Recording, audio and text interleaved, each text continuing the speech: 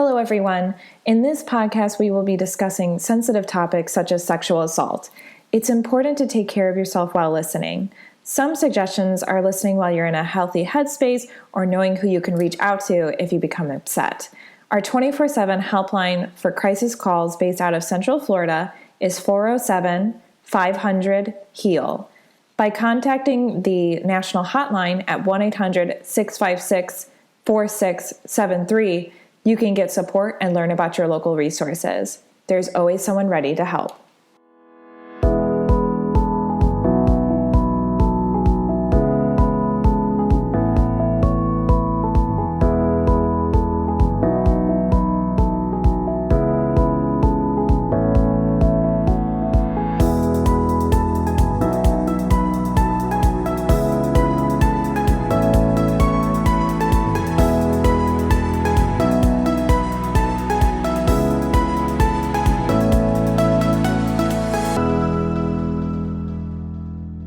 Welcome to the Victim Service Center podcast. Here we sit down with professionals that serve survivors and victims of trauma or those who've experienced violence and have conversations about social issues.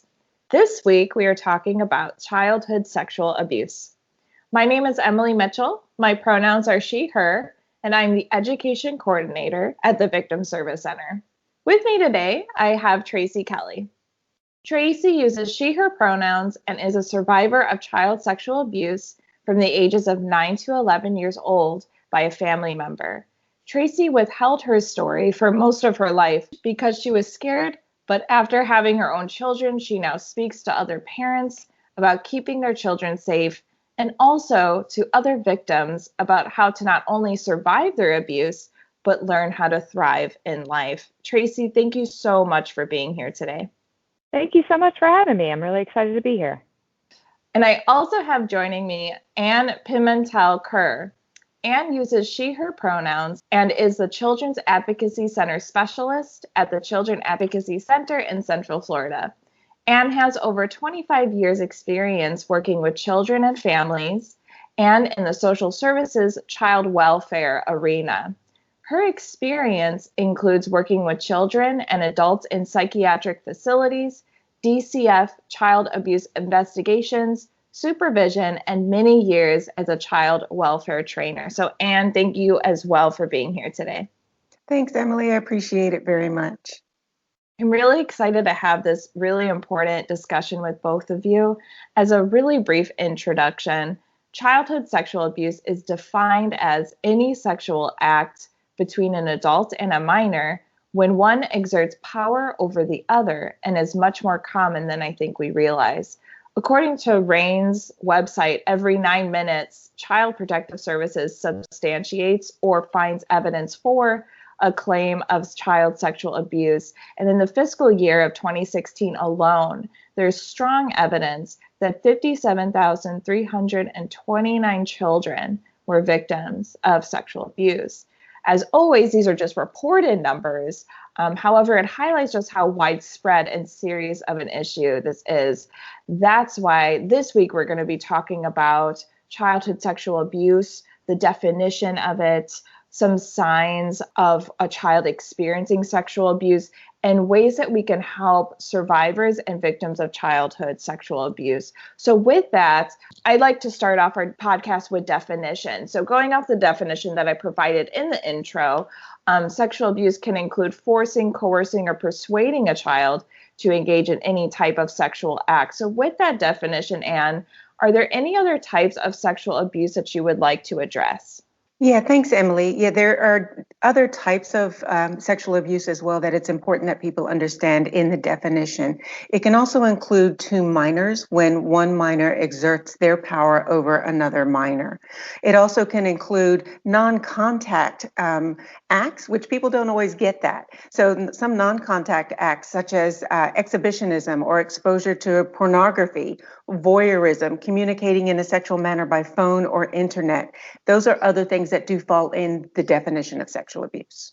Thank you so much for bringing that up. I also wanted to ask, now that you kind of brought up this idea of kind of like a digital, more non-contact thing, Do you know if there has been kind of an increase in that lately due to like things like COVID and things like that?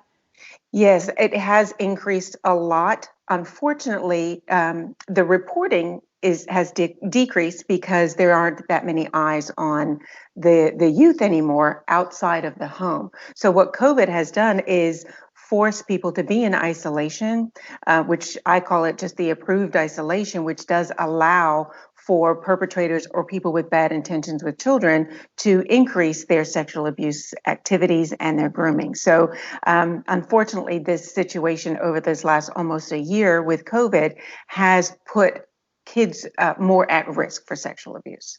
Thank you so much for bringing that up.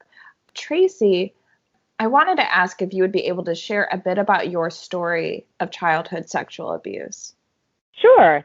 Yeah, I would love to. So I was sexually abused by a family member, and I was 9 years old when it started, and he was 13. This actually happened in my home with my parents at home. So I want to kind of say that as what Anne was talking about with COVID, that we're all being trapped in the house, that, you know, a lot of people think that these things happen outside of the home or, you know, someplace where the parents aren't even there. And my experience was I was at my own home, my parents were there, and it was done by a family member, so somebody I knew. It lasted for about 2 years until I was 11. Luckily, my family, we moved away from the area, so I was able to kind of get away from him. So that really helped me. I did not disclose when it happened to me. I didn't tell my parents. I didn't have that kind of relationship with my parents at the time that I could talk to them about these kinds of things. And this was a long time ago because I'm old. So this was, you know, back in the day where these things weren't talked about out in the open like they are more prevalent now. So I kept it a secret. I kept it hidden, and I suffered because of that. I suffered a lot of depression and anxiety and a lot of self-esteem issues and a lot of different things because I did not disclose and because I did not tell. It affected me throughout my childhood and my life. And I began using alcohol at a young age to try to hide my feelings and to try to hide who I was. I did not show a lot of signs and symptoms outwardly. I tried to keep them hidden as much as possible. So when I moved away from, you know, the area at the age of 11, I was able to get away from my abuser at the time. I never disclosed my abuse to my parents at the time because we just didn't have that relationship. And back then, this was not disclosed as much as it is today. We just didn't really talk about those things, and those things weren't, you know, they were kind of frowned upon, and that nobody really wanted to know that they were actually happening. So I didn't disclose until I was about 21, and at the time of 21, I was dating a abusive alcoholic boyfriend at the time, and kind of was in a situation where I just didn't know where to turn to next. And I tried to commit suicide, and I think a lot of it stemmed from hiding the abuse for so many years, hiding who I was and what I was feeling and thinking. And it was then that I was able to disclose to my parents about the abuse and what had happened to me.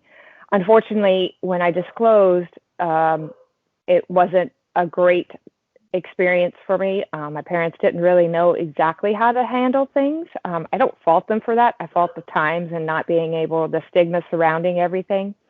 But I didn't really try to get through my issues until I met my husband, and when we started dating and I disclosed kind of what happened to me to him, and he really kind of showed me that true emotion and that true love of, he showed me like that it wasn't my fault, that it wasn't, you know, make me something that was bad with me.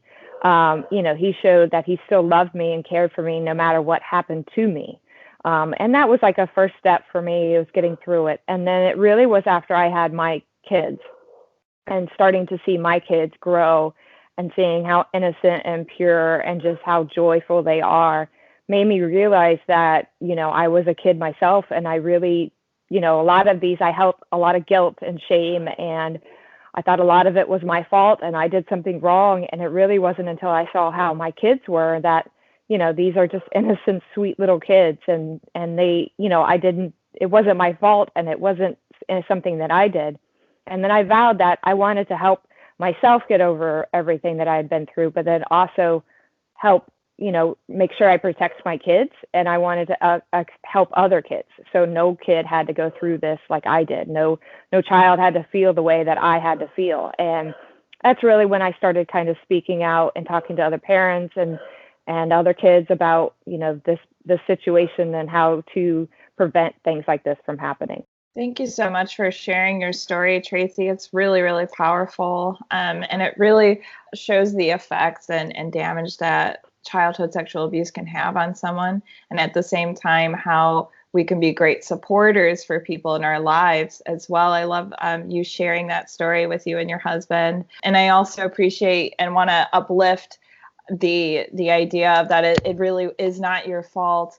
And I hope that everyone's listening that they really can feel that as well, especially because I think that shame and guilt that you were talking about while sharing your story is definitely one that a lot of survivors can feel with sexual assault and things like sexual abuse. So I'm really glad that we're able to uplift the fact that, it was definitely not your fault and it's never the victim's fault. With that, and just to kind of shift the conversation just a little bit, I wanted to talk about some signs and symptoms that a child is experiencing sexual abuse. So there are a lot of signs and symptoms that surround abuse. Unfortunately, sometimes they're internal signs, and Tracy touched on that with her story as well. So they're not overt. It's not like someone's going to know, that, oh, she's exhibiting signs of sexual abuse, because a lot of trauma or a lot of the behaviors could be a sign of any trauma. And it's not specific to sexual abuse, but some of them are emotional and behavior signs. They're very common in children. They can go from being too perfect behaviors or being withdrawn, fearful, depressed, anger that's unexplained, that's not the typical or the norm for that child to behave that way, or rebellion. So it's kind of, if you think of it on a spectrum, if a child is usually, a happy-go-lucky extrovert child, and now they're behaving kind of on the other end of the spectrum and you have no idea why, a lot of times people think, oh, they're just misbehaving or they're just going through a phase. But really, it could be an indicator that something's happened. Or if a child is usually withdrawn or kind of more introverted, and that's their norm, but now they're rebellious and they're acting out, and they're now people are thinking, oh, they're being oppositional, when that truly could be an indicator as well. So there are other signs. There are some physical signs, but those aren't the norm that you would see. But some physical signs could, of course, include bruising or bleeding or redness or bumps or sexually transmitted diseases, or things like that. Or anything abnormal for that particular age group physically. But that is not the norm that people will see. People will generally see indicators and that are not so outwardly known. Now, a child sometimes could have a lot of physical ailments, and I put those in air quotes because they're not really physical ailments. They could be anxiety that translates to headaches or to stomach aches or feeling ill, but it's really more the trauma that's causing them to feel that way. So these are all some indicators that people need to look for and really know your child. Is this normal for my child? And have a lot of conversation to try and draw that information out. Yeah, absolutely. Thank you so much for breaking all that down. I like that you brought up that it depends on the child, right? Seeing these severe changes is kind of that sign. And yeah, it's just that open dialogue that you can have is, hey, I noticed, you're not going to soccer practice at all and you used to go all the time. Is everything okay? And yeah, when I do my trainings, I do like to bring up that this doesn't mean that they're going through childhood sexual abuse, but it could be something. And so why not kind of start having that conversation and open it up and see how, what is it, so that we can try to address it and help support that child. Yeah, Emilie, I do also want to say that a lot of youth, when they do get sexually abused, and this was in Tracy's story. Tracy used drugs and alcohol, correct, Tracy? Yes. So drugs and alcohol, or a lot of times they might have an eating disorder. And these are all ways of trying to cope or survive with that particular trauma.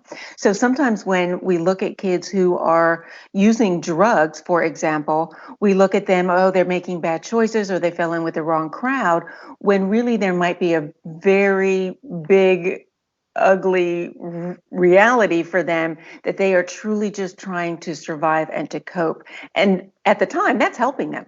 At the time, that is something that is helping them through that particular trauma.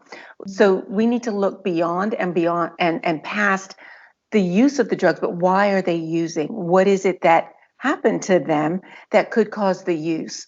It's not every child who gets into drugs and alcohol that has been traumatized or sexually abused, but more than we think. We often, disregard what happened versus the behavior that they're doing now, and then we get upset and we get angry with their decisions without really looking at the underlying cause. Sure. Yeah, that's such a great point to bring up. Kind of looking at it holistically instead of just like little pockets of information, but seeing like, what did happen. And I appreciate you say what happened instead of, a lot of times when we talk about things like sexual assault and sexual abuse, survivors a lot of times can feel like, what's wrong with me? But instead it should be, what happened to me, right? Absolutely, and yes. Delving into it that way. Tracy, I wanted to ask you and talk a little bit more about your story because it's so, so powerful. And, thank you for all that you do for survivors of sexual abuse and violence prevention education.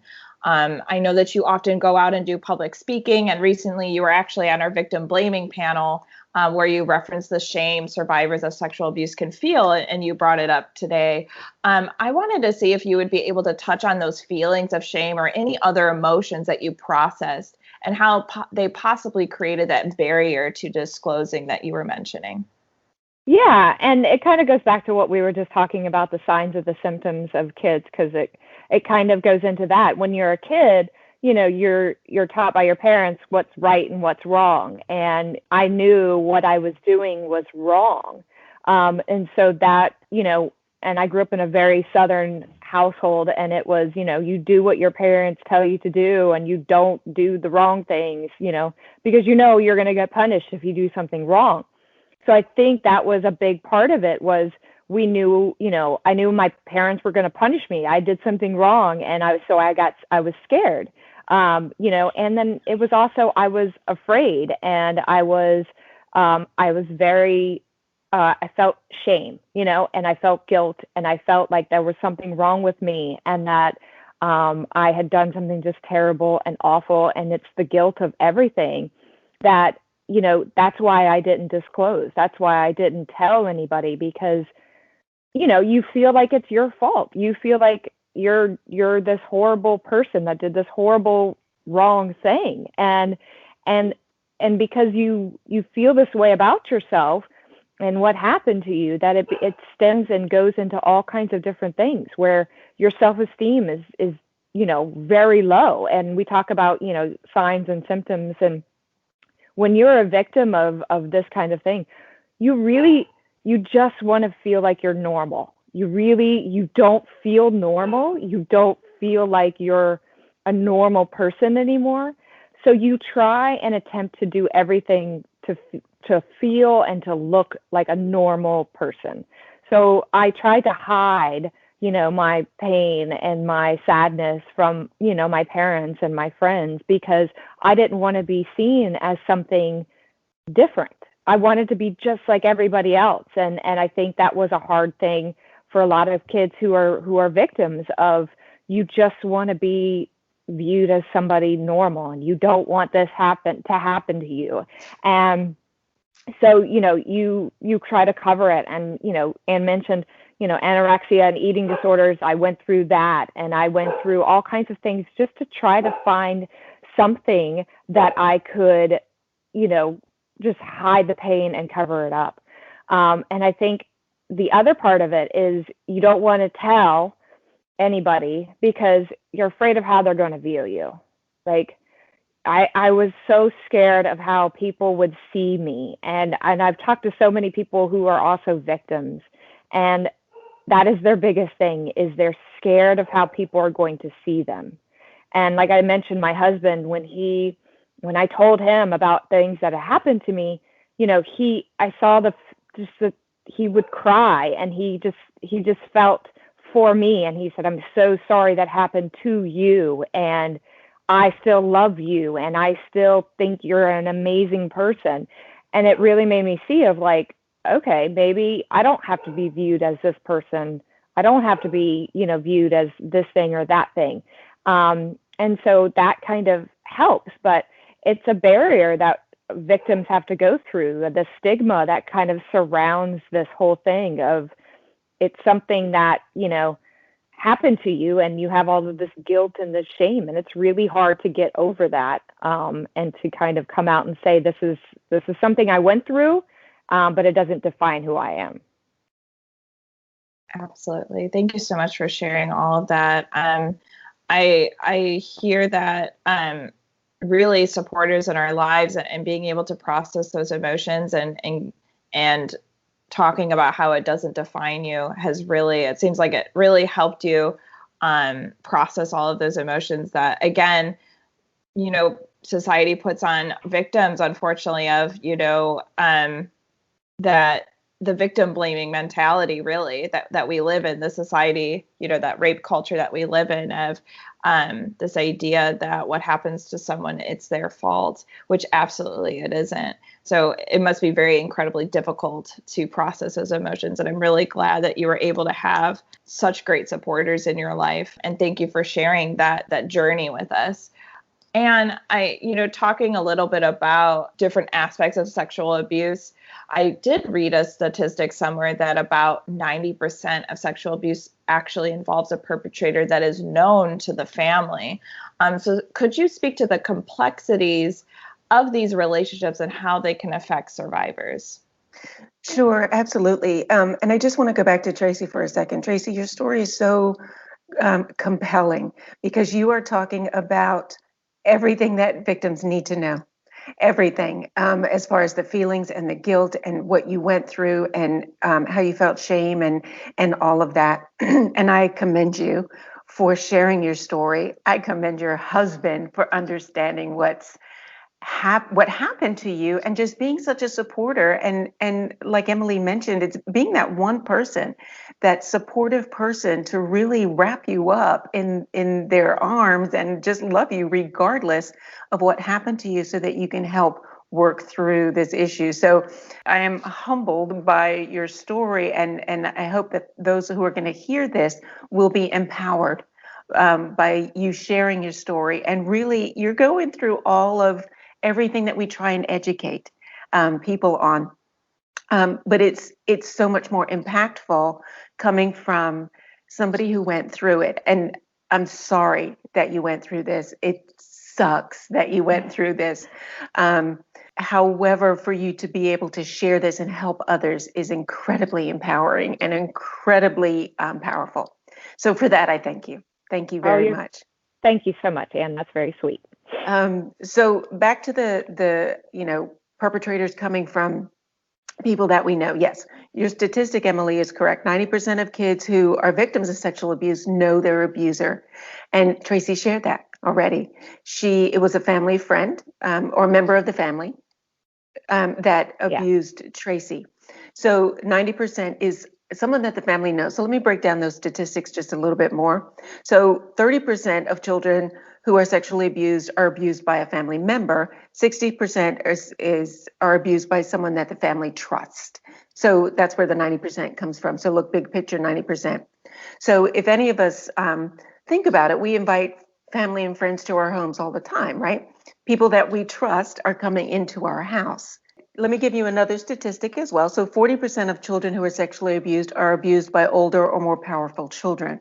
And then 10% or less of children who are sexually abused are abused by a stranger. So when we teach our kids about stranger danger, it's important, do not get me wrong. But when we're talking about these statistics, it's those that the family trusts. And of course, in Tracy's case and in numerous other cases, it's people that the family knows, that the family trusts, that have welcomed into their household, because, we all have people that we love, that we invite into our house that are just like family, even if it's not blood relatives, right? So where those statistics are coming from is that's where a lot of the abuse is happening, right? So if the abuse is happening inside your own home, we need to be more aware, more vigilant, more diligent in really understanding what's happening. And most of the sexual abuse, of course, is happening in isolated one-on-one situations. So the parents could be home, and it could be happening in another part of the house, and the parents are trusting that things are fine, the kids are fine, or Uncle Joe, and I put that in air quotes, Uncle Joe is just hanging out with the kids, he's fine. And these are some things that we need to truly be aware of. And that's where the grooming comes in. And I know we're going to talk about that in a little bit, but the grooming piece is huge. But of course, if the child is being groomed, so is the parent. So is the whole family. So is the whole rest of the community within that household being groomed as well for this person to be trusted. So it's just so vast. People will often tell me, "Well, I would never invite someone in my house who's a sexual abuser." Well, of course not. Who would, who would invite that person? But that person who is doing the abusing knows very well how to keep it hidden, how to keep the child from not talking, how to groom, and even make the child feel like, one, it is normal, two, it might be their fault, or three, your parents will be mad, so you can't tell, and we'll talk probably more about that as well. So there's such a big picture here when we're talking about 90%. The 90% is with someone that the family knows. And to kind of go along with that, and exactly what you're saying with me, it was a family member. It was within my household. It was while my parents were home. So I do, when I speak to other parents, I specifically tell them, I'm like, it happened when he was spending the night at the house. He was a family member. He was, like you said, trusted. My parents had, would not have even expected it. And so I try to tell parents all the time, like you mentioned, and stranger danger. Yeah, like we've heard that since I was a kid, about stranger danger. But, that's one thing that kids need to be looked out for. But you also have to talk to these kids about this situation and what to do if this arises, that somebody that they know, because they're going to have a harder time standing up to somebody that they know and that they supposedly are trusted and loved within a family. They're going to have a harder time saying no to these people. And like you mentioned, grooming, and we'll talk about that too. But, this happens within the home by a trusted companion, by a trusted somebody in the house. And that's the scary part about it. And that's what I try to, inflict on parents is, you think it can happen at any time, and it can happen at anywhere. So to be very cautious about that. Right. I really appreciate you both kind of breaking down this myth that surrounds sexual abuse. And I think that this myth actually kind of helps prop up and put people at risk for things like childhood sexual abuse. So it's a really important myth to break down. It perfectly segues into my other question, which can be answered by either or both of you. I have heard a lot recently the term grooming, especially in pop culture, actually. So what exactly is grooming, and how does it put children at risk for things like sexual abuse? So I can give you some information, from the educational perspective on grooming, but I'm sure Tracy can talk about how perhaps she was groomed. But grooming behaviors, they include special attention or outings and gifts. And I'm talking from an adult, right? So from an adult, special attention to that one kid, the uncle has the favorite niece. And please don't misinterpret that there are some wonderful uncles out there who truly do love their nieces and nephews. And you know what? Let me back up a little bit. Sexual abuse and grooming can happen from a male and a female. There's male and female perpetrators. So I want to make sure that we're clear on that. The majority, of course, are male. So that's why, I typically go to Uncle Joe. But females can be perpetrators as well. And we also need to be aware of that. Other grooming behaviors are isolating the child from others. Let's go get some ice cream. It's let's go on a date. Let's go get some ice cream. And remember, this is somebody that the family trusts and is okay with that child going to get ice cream. Majority of time, it's fine. But then there are some families or some, perpetrators who use that opportunity as the grooming technique. Filling the child's unmet needs, like the child, for example, doesn't feel loved by dad, or dad's not in the picture, or something of that nature, and that need is met by fulfilling that, let's say, father figure or male role model. And males and females are victims as well, so we want to make sure that we are making sure that people understand that too, that it's not only females that are victims, males are victims too of this same abuse. Filling the needs and the roles within the family. So mom or dad's working all the time, or mom's working all the time. Somebody else is coming in to fill that need to, I'll come over and I'll babysit, or I'll come over and I will cook dinner, or I'll take the kids off your hands for a little bit while you rest, or something of that nature. So filling that unmet need within the family. Treating the child as if they are older. So, treating the child as if they are maybe a teen versus, a youth. But sometimes little ones or young ones or preteens like that feeling. Oh, he's treating me like a big girl, right? So sometimes that's part of the grooming behavior as well. So the grooming just gradually crosses over the physical boundaries, becomes increasingly intimate, increasingly sexual. And they use, of course, secrecy, blame, threats, or to maintain control. Mom or dad will be so mad at you, or they won't let me see you anymore, or I'll go to jail, there's a variety of reasons that children don't tell, and it's part of the grooming process. And that's where children get blamed, or youth get blamed. Why didn't you tell me? You should have told me. You would have told me if this had happened. And I really want to make it clear that youth will not tell you. They will not tell you these things all the time, or majority of time, actually. And Tracy has already shared that in her story. She did not disclose until she was an adult. There are adults now who still have never disclosed their childhood sexual abuse because they are still living with that shame and blame and feeling dirty and feeling like it was their fault. And let's just make it clear, and I know that Emilie, you are, and Tracy, you are as well, but it is not the victim's fault. It is not, absolutely, no matter what you were told by that perpetrator, you did nothing to lead this person on. That person knew better. That person knew they were crossing a boundary, and they crossed that boundary, and they did this to you. So if anyone's listening, you are not the fault by any means, regardless of what you have been told in the past.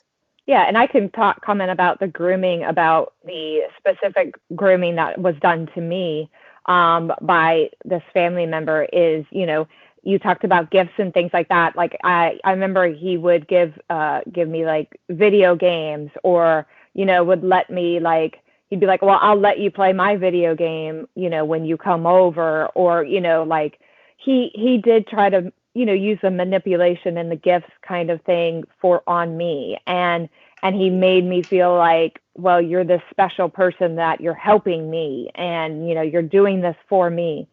So it was a lot of manipulation. It was a lot of talking. And of course it was after the fact of, after things would happen, he would say, you can't tell anybody because we would get into trouble. This is wrong. You did this too. So it was almost like he would manipulate me to think that I had a part in it, like that this was me as well. So that kind of goes back to, you feel the guilt and the shame that you knew it was wrong and you did it anyway. And I guess I'm this bad person now. So it is my fault. And so I did not disclose because of this manipulation that he put onto me of, that it was my fault, that I did this too. So, and like I said, growing up in that Southern household, and, you listen to your parents and you do what they say, otherwise you're going to be in trouble.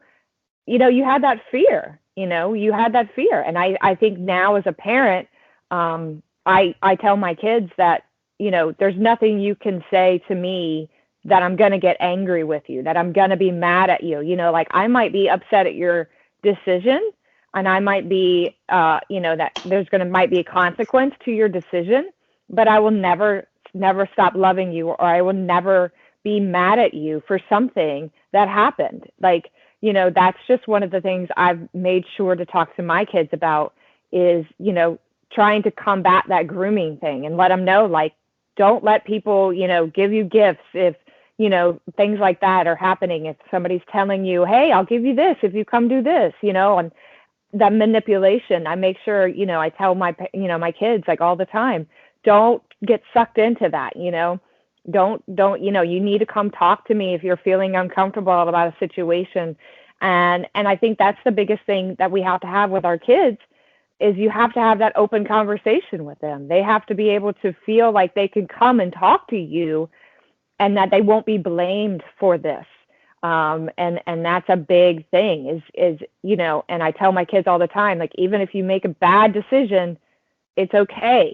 Like we're allowed to make mistakes. It doesn't make you a bad person. And so, it's a lot of, and it goes back to the stigma that I want to break of, that people blaming the victim. Like, why did you do that? You knew it, it was wrong, that you should have said no, or, and you can't expect kids who are innocent, who are sweet, who don't understand anything to, make these big decisions at the time. And it's not fair. And so, grooming, a lot of times people are like, oh, I can't imagine that happening. But it can happen from a family member. It can happen from a babysitter. And Anne, you mentioned it's not just males we're talking about. This is females too. If you have an older babysitter, who's there in the house, watching your kids, she could be grooming them. She can be manipulated. You'll get in trouble if you don't do what I say. You're going to, if you don't do what I tell you to do, I'm going to tell your parents and I'm going to do this, or I'll punish, so it happens all the time. It happens more than than not. And especially if kids don't recognize it and they don't know what to do if they get into a situation like that. Thanks, Tracy. I want to touch on something as well. Going off of what Tracy was saying is, so we're talking about grooming, right? Now, kids are when they're growing up, there's changes in their bodies, and there's changes going on within, and it's confusing. We all know that when you're young, preteen, and going into your teens, or even younger. So people who groom children, and this isn't all inclusive, but people who groom children, they know, sometimes what they're doing actually doesn't feel bad. So we need to remember to teach our children not to use good touch, bad touch, because a bad touch might not feel bad. It might feel good, or might feel okay. This can't be all bad if it doesn't feel bad. So an inappropriate touch, we need to teach kids what the inappropriate touch is, not what a bad touch is, because that's confusing. So we need to change that terminology and teach them about, where's private, what private parts are. And we need to make sure we're using the right language for vagina and for penis. We need to make sure that we are using that. So there's no wondering, well, what's that child talking about if they're talking about, their cookie, or, something that is a pet name for their body parts. So a lot of times the groomer or the perpetrator will say, well, this feels good for you, so you must be a willing participant. And that is another manipulation. Children don't understand all the time how their bodies are going to react to something. And just because you are reacting in a physical way doesn't mean that you are a willing participant.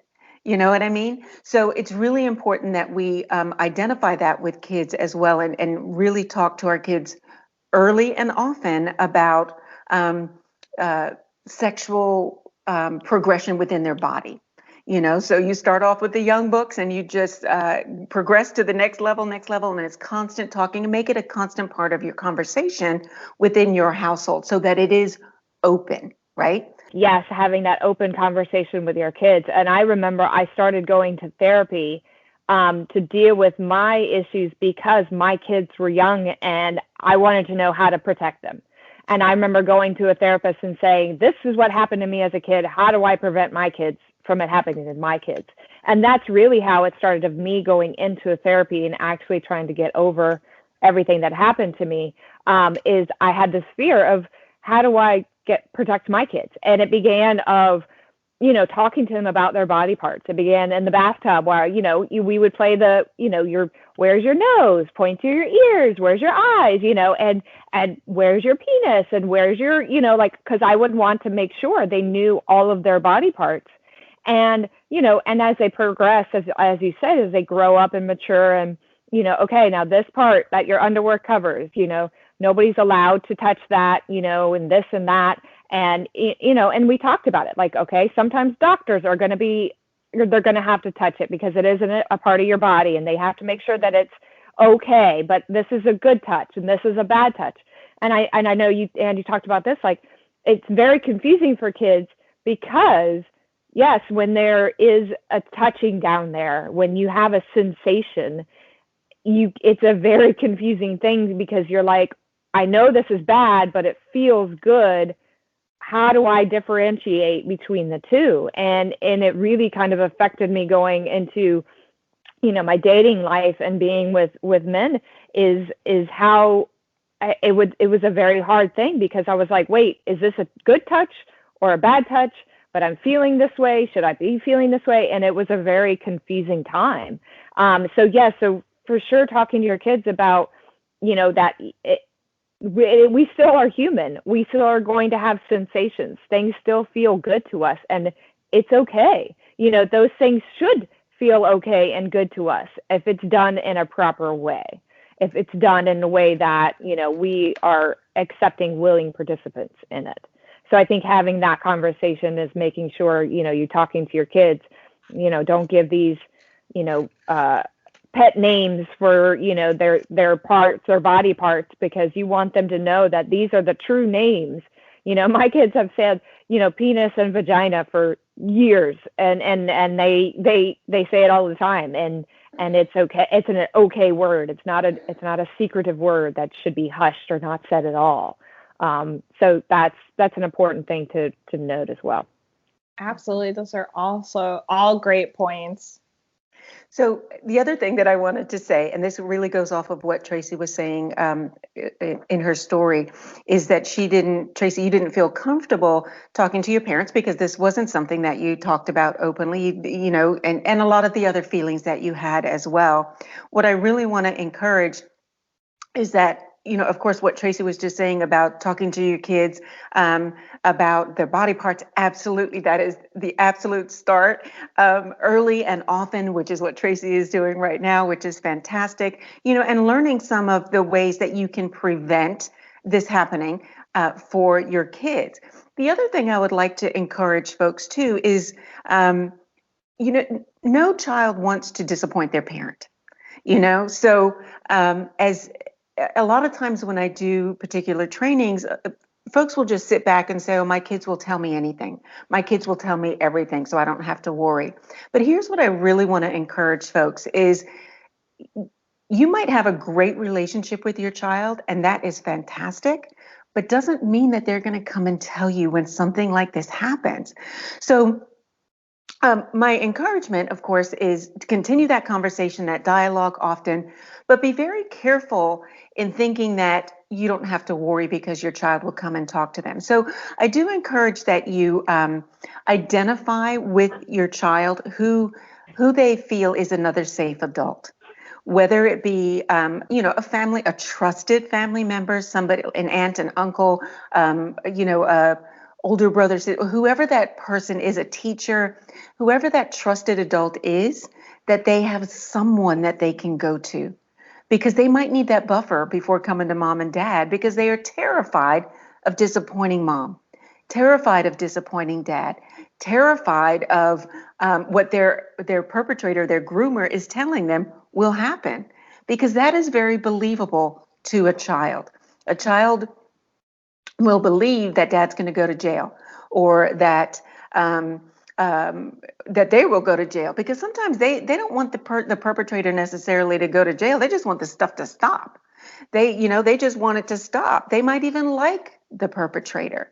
And I know this is very confusing, but they like the Uncle Joe, in air quotes, the Uncle Joe, but they don't like what they're doing to them in private. They just want it to stop. So it's not always about someone going to jail. Now, let me clarify that. There needs to be accountability. There needs to be consequences and accountability.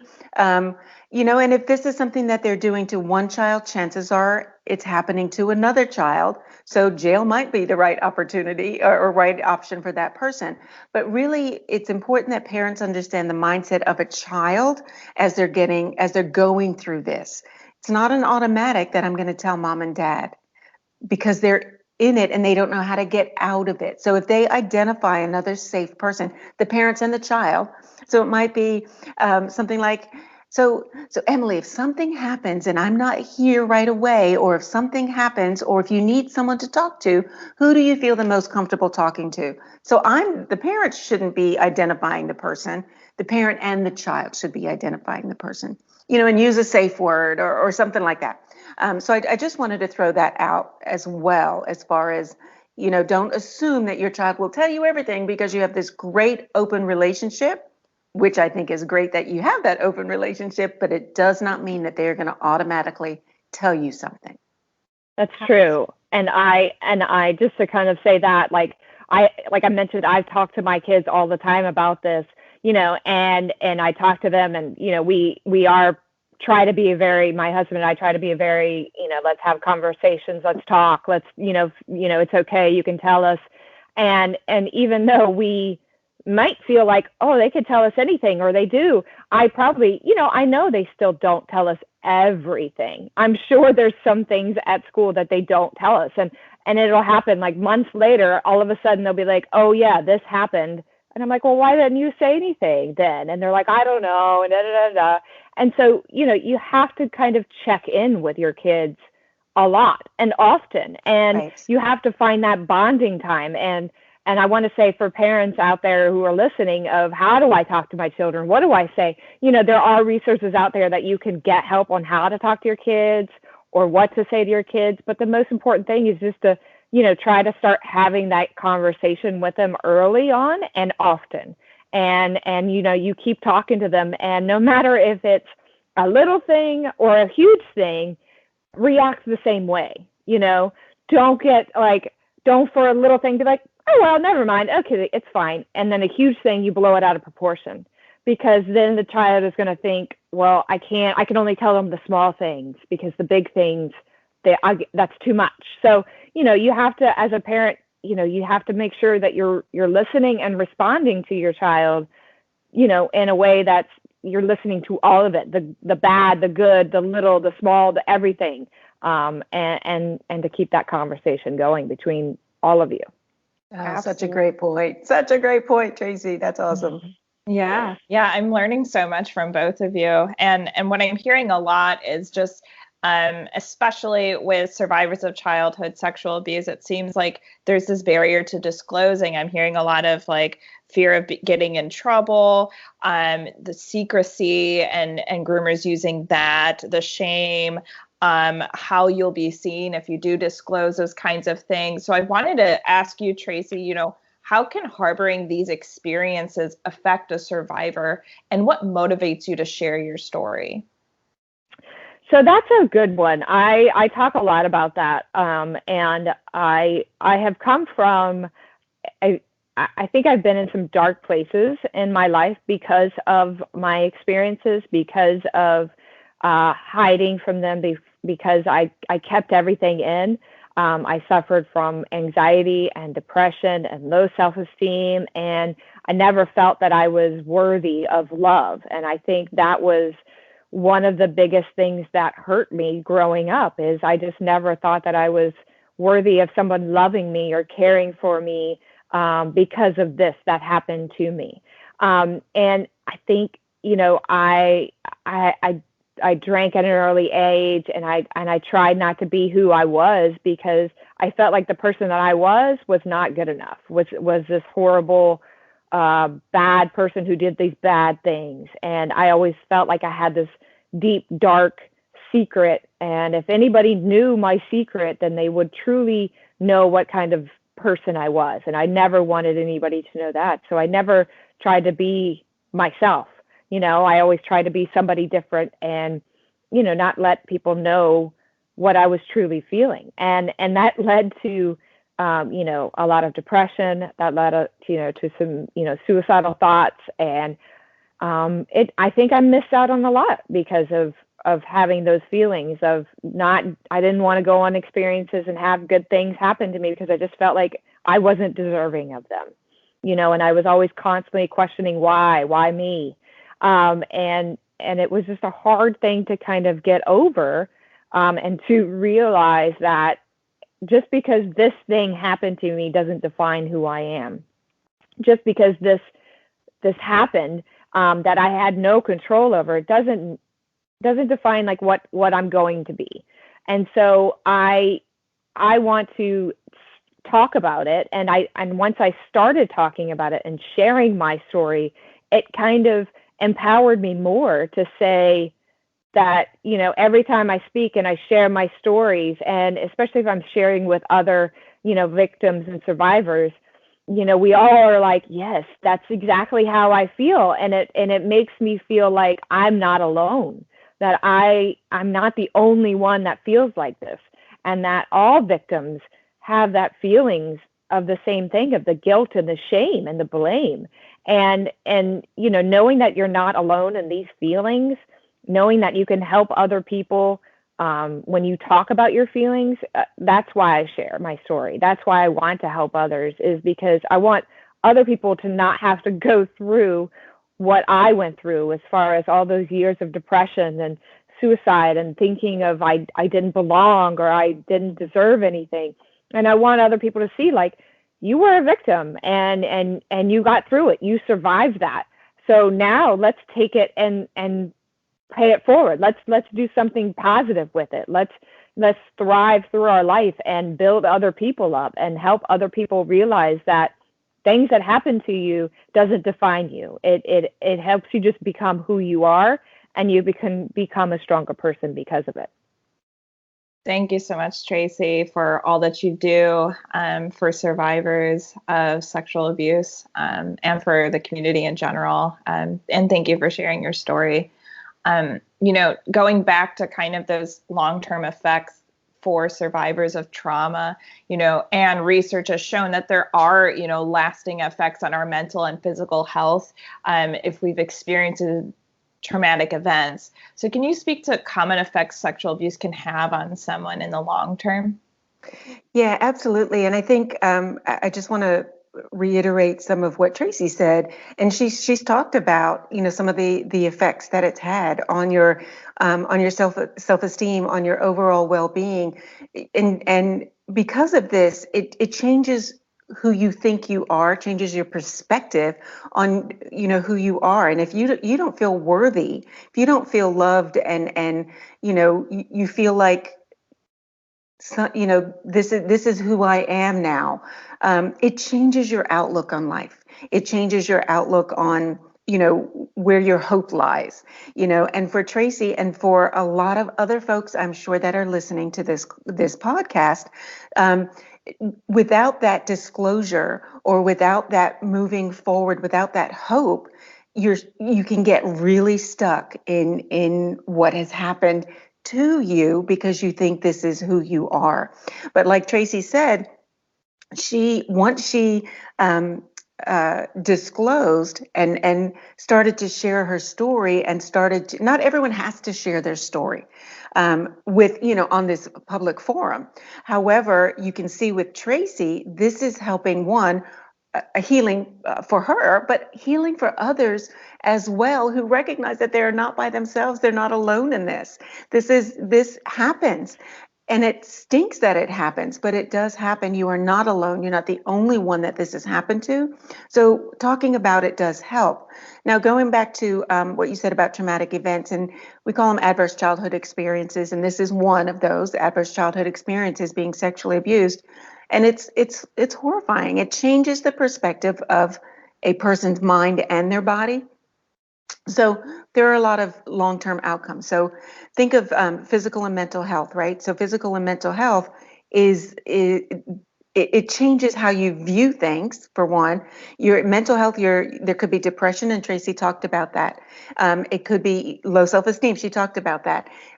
Suicide attempts. She talked about that. There are kids out there who are cutting as a way of trying to cope. And a lot of times people think that, oh, they're just seeking attention. Well, they might be seeking attention because they need to get something off their chest. They need to talk about something. So it's not just an attention-seeking behavior. It's behavior for a reason. And we don't always look at that.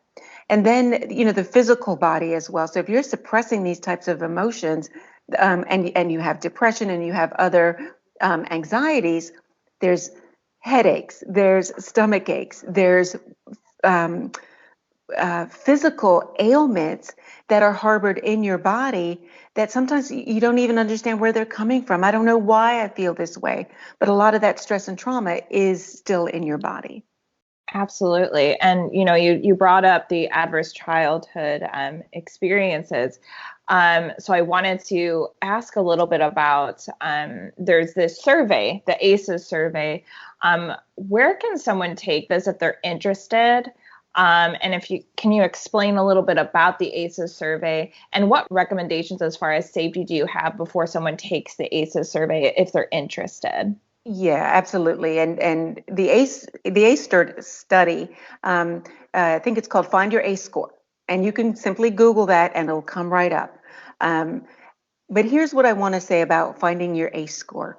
It's a great survey. It was done over 20 years ago by Kaiser Permanente. It was over a study done with over 17,000 people, and the scores on the ACE study back then indicate that over 34%, I believe, had an ACE score of 4 or more.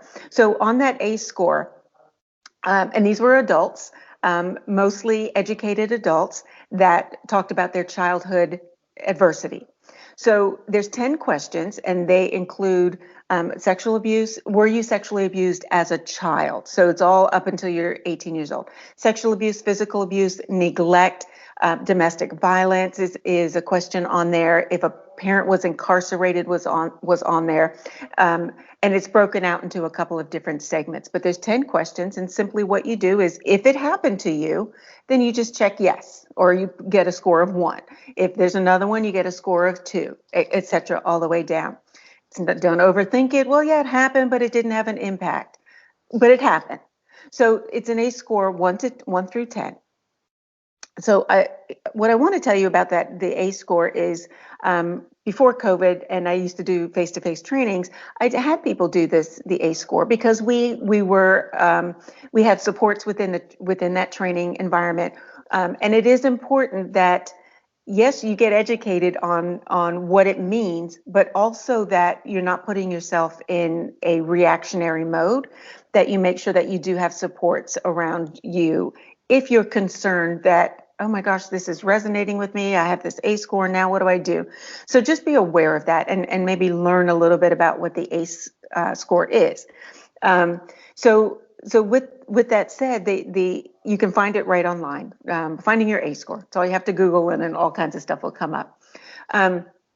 But what research has shown is that if you have an ACE score, let's say of 4 or 3 or 4 or more, in your children are 32 times more likely to have behavior problems in school. So think about that. Think about a child who is living in a home with domestic violence, or dad's incarcerated, or mom's incarcerated. So it's a single family home. Or if they were sexually abused, or if they're living in a neglectful situation. So they have 3 or more. and they're going to school, and sexual abuse, since I know that's what we're talking about here, and they're going to school, where do you think their mindset is?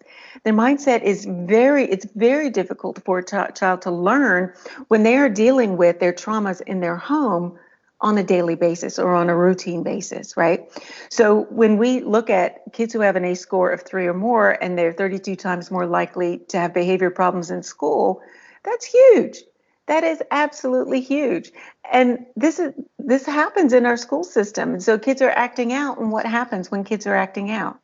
They're labeled as ADHD. They're labeled as behavior problems, and they're labeled as this, and they're kicked out of school or suspended or something like that.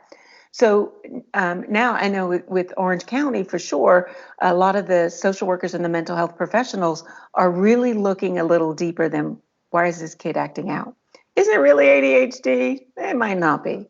It might, because the symptoms of ADHD, the acting out behaviors and the inability to focus and all of that, mirrors what a traumatic child might be doing, might be behaving like.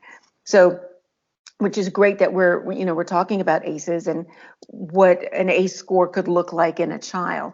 So it's critical that we look. So if we identify that early, we could really, really help and intervene on behalf of that child, get them the help that they need so that they can learn and they can then not end up in DJJ or not end up using drugs to try and cope. So there's a huge prevention effort that's going on right now. And I think that's huge. Now, for adults, there are so many adults who are still having physical and mental ailments and illnesses, and your life expectancy could be shorter because your physical body is harboring this and causing you to be sick. So that's why, like Tracy is talking about, and we want to encourage intervention and people to get the assistance that they need. The last thing I want to say about the ACE score is you might have an ACE score. You might have an ACE score of 10, which is, of course, huge. But just because you have an ACE score, the risk factors, right, doesn't mean, of course, that you're going to have these issues. Because you might have, and I pray that people do, you might have risks, but you might have that one person, that loving person in your life, that buffer in your life, that grandma, or that mom and dad. Two-parent homes decreases the risks, and that's research is showing that.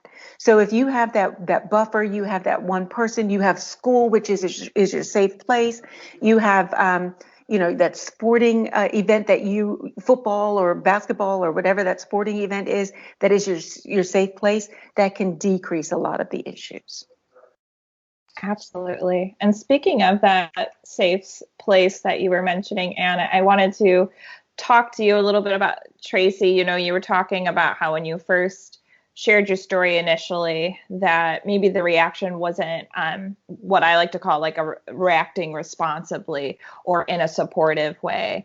So I wanted to ask you, how can those that are listening react responsibly to someone disclosing a history of childhood sexual abuse and be that safe person for those in our lives? Yeah, that's a great question, because I feel like a lot of times people, if they have friends, they have close friends, and people share their stories, because it goes back to everybody has a story. Everybody has something that has happened to them, some traumatic experience in some way, whether it's a minor one or a huge one. We all have stories of things that have happened. And I think, I mentioned back about talking about my husband and how he reacted is I think I just genuinely saw love there. And I think that's what you have to react with is, you first tell the person, this is not your fault and this doesn't define you. Let them know that this is something that happened to them and it doesn't have to be who they are for the rest of their lives.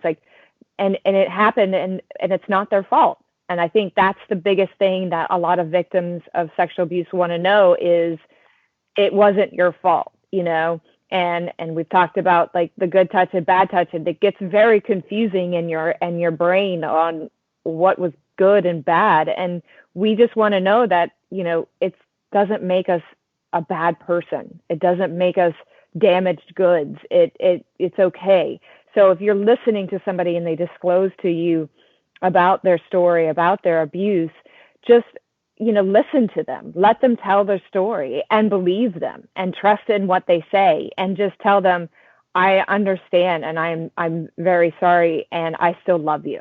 And I think that's the biggest thing that you can tell somebody who is disclosing their story to you. Thank you. Those are all really important points. I think a lot of times when I do trainings, a big question is always like, what do I say? So I think that that's really important information that you shared. So I appreciate that, Tracy.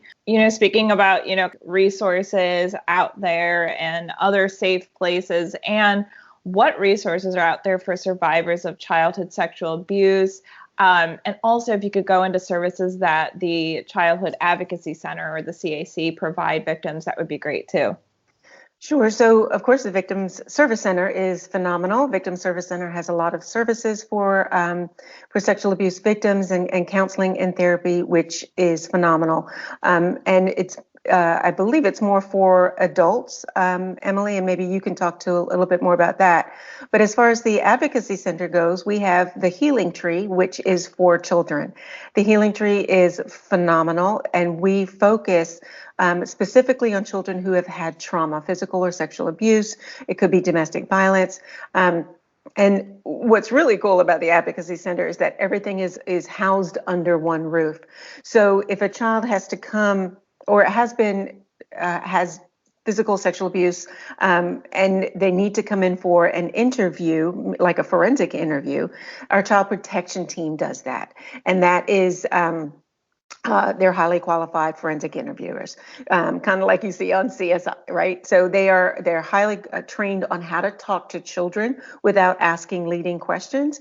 They are asking children, trying to get to what happened without leading them to draw conclusions. And this is for law enforcement and for Department of Children and Family purposes, because we want to supplement their investigation. But the child protection team case coordinators are the experts in the forensic interviewing of children. And we also have our medical personnel on site as well in the event that there's a medical exam that's needed, et cetera, for children.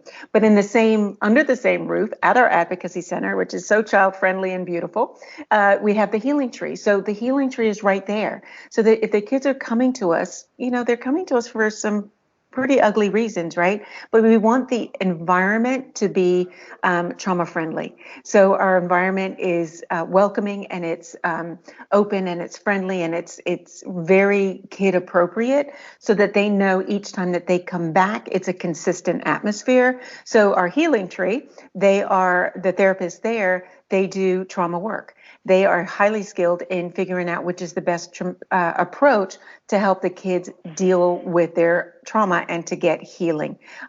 So for us, the Healing Tree really are the experts within Central Florida in dealing with trauma for children, especially sexual abuse, physical abuse, et cetera.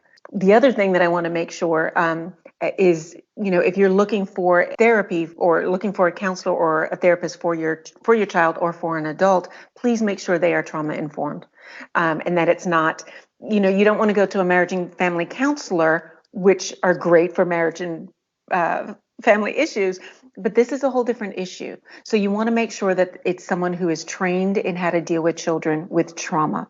The other thing that I want to make sure that people understand too is that it is a family affair. The trauma happened to the child, but the entire family is affected by this trauma. So we want, and the Healing Tree does in fact require that the caregivers do participate in therapy.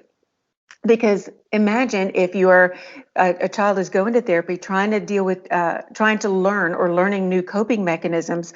But if they act in a certain way at home and the parent doesn't know how to deal with that particular behavior or what's going on with the child, it's not helping, right? So the whole family, the caregiver needs to be included in that therapy to make sure that that child is truly healing in all areas. Those are all great resources, and thanks for breaking down the resources over at the CAC. And I appreciate you bringing up trauma informed. I think, yes, it's very important to highlight that there are professionals that are specifically trained in trauma. It's a different thing, and that really is a helpful resource. And going back to, the Victim Service Center, you're right, Anne, we do work with adults. So anyone 12 and up can receive our free services. A lot of our survivors that we work with are survivors that are adults that have experienced childhood sexual abuse. So it's always important to highlight that whoever's looking for services at the Victim Service Center, it doesn't matter when the trauma occurred. We do focus on trauma, but a lot of the times survivors that come to us may have experienced it a long time ago. Maybe they're experiencing it still now. That's okay. You can reach out to the VSC. We're always here for you. That being said, Anne, what would you say to a survivor who may feel overwhelmed about seeking services and is not sure even where to start? That's a great question. So if you're not even sure where to start, you can call the Advocacy Center, you can call the Victim Service Center and, get guidance as to where to start, because it is overwhelming. It's like, okay, this makes sense. I really want to talk about it. I really want to, at least talk to someone who might understand. It's just really picking up that phone call. And I know the Victim Service Center has I believe the Victim Service Center has a hotline number. That's right. It's 24/7, 407-500-HEAL, HEAL. So always happy to put that out there anytime I can. Yeah, absolutely. And I think that's wonderful that you have that hotline there. You can call 211 and ask for resources as well, which is another great resource to use. But if you want to get a live person, the number that Emilie just gave you, that is a great resource. You can also, again, go to our website, which is caccentral.com, to see what the Advocacy Center is all about. But I encourage you, if nothing else, pick up that phone and call that number that Emilie just said, because that's immediately in your on your phone. So you can go ahead and do that, and they can lead you to the right direction. Absolutely. All great points. And kind of like in our final questions here, Tracy, I wanted to ask you, first off, you talked a lot about your healing journey and kind of what helped. So I didn't know if you wanted to add anything to that. And if you'd like to tell anything to survivors who may be listening, and what you want people to take away from your story. Yeah, so I think the biggest thing is to try and talk to somebody. Find, you may not be able to tell your close friends and things like that is what has happened to you and about things like that. So like we've said, either the Child Advocacy or the Victim Service Center are great places because nobody's judging you and they're there just for you. So those are all like great places that I think that people should try first, because I know when I wanted to get healed, I called a therapist, but a lot of people aren't even sure how to go about that. So I think that's a good place that you guys have these advocacy centers set up, and I wish they were there when I needed them as a kid, and then even going through it as an adult. So that's one thing I'll say. One thing I will say for those survivors, I think, you go through the process of healing and you tell your story and you're getting the help you need and you've talked about things. And then you're like, okay, I think I'm okay right now. I think you always need to be aware, and this is something that I have to learn as I go on, is your triggers. Like there are certain triggers that I didn't know that existed until they happened. And so I think you have to figure out what your certain triggers are. Like there are certain movies that I cannot watch because it'll trigger, thoughts or emotions or feelings that'll just bring everything up, and it'll just kind of happen, and it takes a while to get over it. And so I think as people who go through trauma and have these experiences, you're going to have triggers of things that are going to set you off. There's going to be places that you might go that are going to be a trigger, or smells, or certain foods, or, it could be all kinds of random things. But to know your triggers is kind of one thing, or to just be aware that you might have a trigger. You may not have find it out just yet, and you might, like in a year or two, something will come up and you'll be like, oh my gosh, that's a trigger for me. So just kind of going with that. And then the last thing I would just say to people who have experienced, sexual abuse and trying to get over a trauma is just be patient. Like, it's not you're going to fix it all in one day. I think you have to take your time with this and really go at your own pace. Some people go at a very fast pace and can get through this and get on the other end and then start living their life. And some people, it takes years, and it's going to be a long process. So whatever your process is, whatever you are, there's no definition of what you're supposed to do. Just go at your own pace, do what you feel is good for you, and just make sure that it's healthy. So if you need to take more time to digest everything and process things, then take your time and enjoy, and just know that your story's not over and it's going to continue, and to just kind of be patient with what's coming at you. I just want to take the opportunity to thank you once again, Tracy, for just being so open and vulnerable with us and sharing your experience. I think this is really powerful for survivors to hear. And I'm really excited for people to listen to this particular podcast. And you want to jump in? Yeah, well, the final thing that I want to say is to really encourage people who have suspicions of sexual abuse is to report it. To report it to the Department of Children and Families, of course, if it's a youth, and that's 1-800-96-ABUSE, or you can go to the DCF website. And the reason I highly encourage that, one, of course, is to hold that person accountable if in fact it did happen, to get an investigation in there to ensure that that child is safe.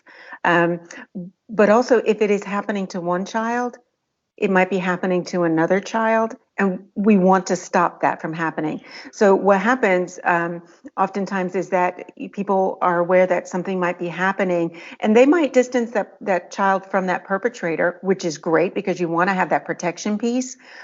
But without reporting it, you are still allowing that perpetrator to perp on other kids. And sometimes the family doesn't even want to talk about it. Okay, this happened. You'll never have to see him again, I promise. Protect the child. That is the utmost importance. But without reporting and without, if it goes through prosecution and the person is found guilty, if we don't do that and hold people accountable, they'll just continue to perp on other children. And we want to protect all children. So I really want to encourage people to make sure that they are calling in to report that abuse, to DCF hotline. Of course, if it is a youth, call law enforcement, whatever it is you need to do to get that guidance, because it is critical that we are stopping these perpetrators from perping on anyone. Absolutely. And that kind of leads to my just final question here, what can we do to help support survivors of childhood sexual abuse? And I think that you brought that up, but just wanted to give, a platform for anything else you'd like to add that we may have not covered as well, just as we have a final wrap up here. I think for me, and Tracy really said it so well, and I want to emphasize it, is, if somebody does disclose, listen, be present. It's not your fault. You're not alone in this. This has happened to other people. This is not something that you are alone in, and we can get you help. I will be here for you. And a lot of times I tell people to fix your face, and not have that astonished face. It's like, oh my gosh, or, oh, I'm going to kill somebody, or, oh my God, that kind of overreaction, because that could really shut down a child if you react in that overdramatic way, because they feel like, oh, they've said something they shouldn't have said. So reacting responsibly, Emilie, is what you said. And Tracy, you also said, making sure people feel that they're not alone, and it is absolutely not their fault. So Tracy, again, I cannot thank you enough for sharing your story. It just totally reiterates everything in training that we try and do at the CAC. And I know, Emilie, you do the same thing. But it is different to hear the impact and the powerful message, Tracy, that you are sharing. It just totally goes hand in hand with training. So I'm so happy that you are able to share your story and help other people. Well, thank you, Anne. That's very sweet. I appreciate it. Like I said, I share my story to help others and help myself, basically, because the more I talk about it, I kind of, it gives me a little bit more power over what has happened to me. So I feel a little bit more empowered in my story, and the way that I'm dealing with it. So I can kind of, you feel that a little bit more control over the situation that you had no control over. So thank you so much for saying that. That was very sweet of you. I think that that's a wonderful place to kind of wrap up. So I want to thank the listener for listening to the Victim Service Center podcast.